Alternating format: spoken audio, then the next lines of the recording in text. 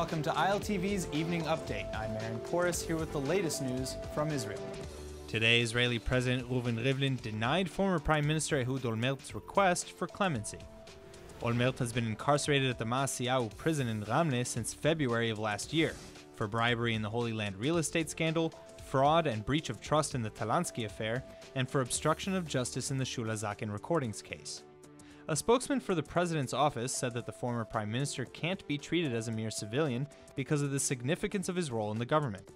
Earlier this month, Justice Minister Ayelet Shaked recommended that Olmert be pardoned because of his contribution to national security. Olmert is the first ever Israeli prime minister to be imprisoned and is currently halfway through his 27-month sentence. An Arab-Israeli man has been arrested in suspicion of supporting the Islamic State in Iraq after his brother was killed fighting for the terrorist organization.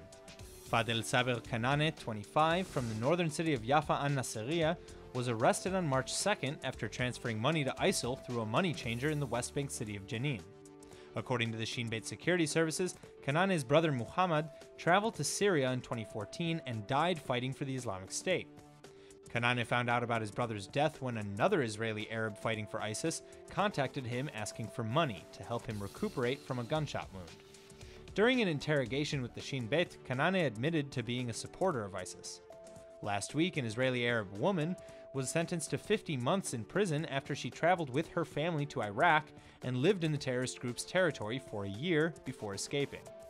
Her husband is currently being tried separately.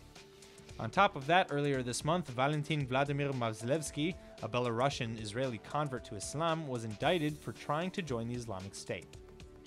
Earlier today, the Israeli police have just arrested 22 ultra-orthodox Jews in connection to alleged sex crimes against women and minors. The arrests took place over 4 different Israeli cities: Jerusalem, Beit Shemesh, Beitar Illit, and Bnei Brak. In all 4 cities, upon coming to make the arrests, police were greeted with attacks, including stone throwing and physically trying to block the officers' entrance. 2 police car windows were shattered in Jerusalem. The ultra-Orthodox Haredi community had apparently given authority to independent investigators called fixers by their respected rabbis to conduct quiet investigations into the supposed sex crimes without police involvement. The fixers' investigations detailed dozens of attacks against women and even children, some of which were serial offenses.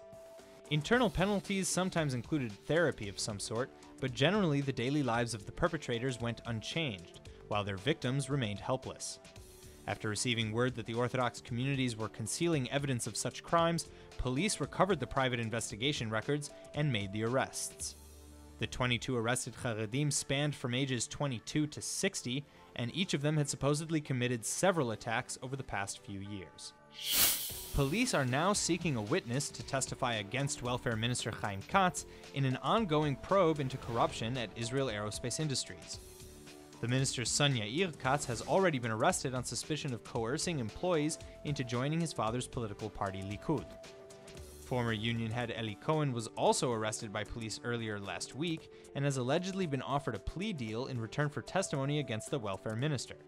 The probe was conducted by Lahav 433, an elite anti-corruption police unit. Most of those arrested so far are employees of IAI and of private companies that were contracted to work with them. Those arrested for criminal activities include board members, managers, and junior staff. Police referred to the suspects as, quote, those who are supposed to be gatekeepers and advisors, end quote. Welfare Chaim Katz is a former labor union head at IAI. With Passover just a few weeks away, Israelis all over the country are making possible travel plans, but the Israeli Counterterrorism Bureau has just issued heavy travel warnings to Jordan, Turkey, and Egypt. According to the Bureau, these 3 countries which border Islamic State-controlled territories are at a high risk for attacks. The governmental body specifically warned of both attacks and attempts to kidnap Israeli citizens. Among countries outside the Middle East that the Counterterrorism Bureau warned against are Russia, France, Belgium, Germany, and India.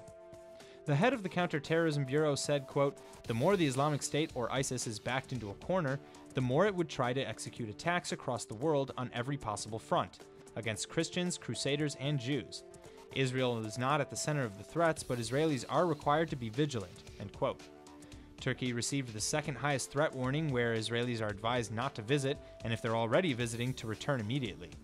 Egypt and Jordan received the third highest level, indicating a basic concrete threat, meaning Israelis are advised to avoid these areas. The Sinai Peninsula specifically, however, received a very high threat evaluation, with the bureau head saying that ISIS in the Sinai, quote, have no red lines, and that Israelis entering the Sinai during the holiday would be irresponsible, end quote. That's all for now. Stay tuned on ILTV.tv for our main daily broadcast playing after this. I'm Aaron Porras, and see you next time with our morning briefing from Israel at 8 a.m. Eastern Time.